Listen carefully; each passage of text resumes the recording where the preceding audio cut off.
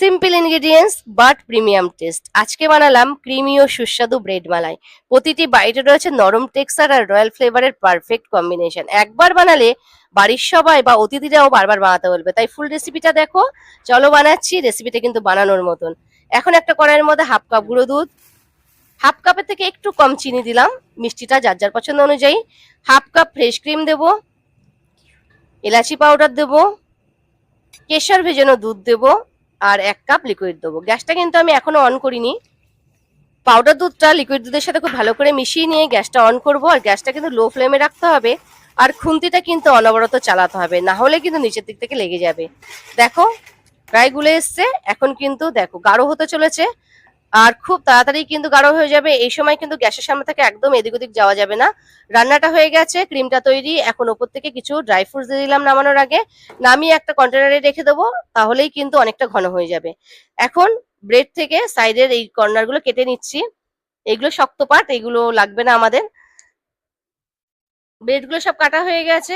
আর ব্রেডের যে কাটা অংশটা বেঁচে গেল সেটা কিন্তু ফেলবো না, সেটা দিয়ে কিন্তু ব্রেড কাম তৈরি করব। এটাকে সাইডে রেখে দিই। এখন ব্রেড গুলো বেলে নেবো। একে একে সব ব্রেড গুলো বেলে নিলাম। এদিকে দেখো ক্রিমটা একদম রেডি, একদম জমে গেছে। এখন এইরকম ব্রেড নিয়ে ব্রেডের ওপরে ক্রিম লাগিয়ে দেবো।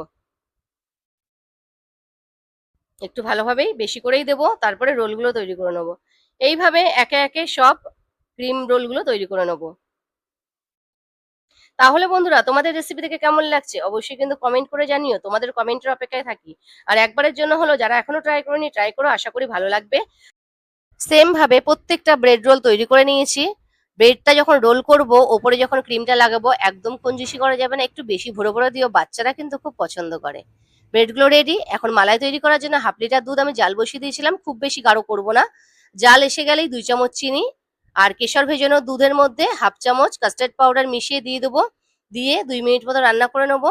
আর যারা গোলাপ জল পছন্দ করো ফ্লেভারের জন্য দিতে পারো। আমার বাড়ির বাচ্চারা গোলাপ জলের ফ্লেভারটা পছন্দ করেন, তাই দিলাম না। এলাচি পাউডার দিলাম। আর তার সাথে ওপর থেকে কয়েকটা গোলাপের পাপড়ি দিয়ে দেবো। ব্যাস, মালাইটা আমার রেডি হয়ে গেছে। এখন একটু ঠান্ডা হতে দেবো। এখন একটা বোল নিয়ে নেবো। বোলটা একটু বড় সাইজের নিয়েছি।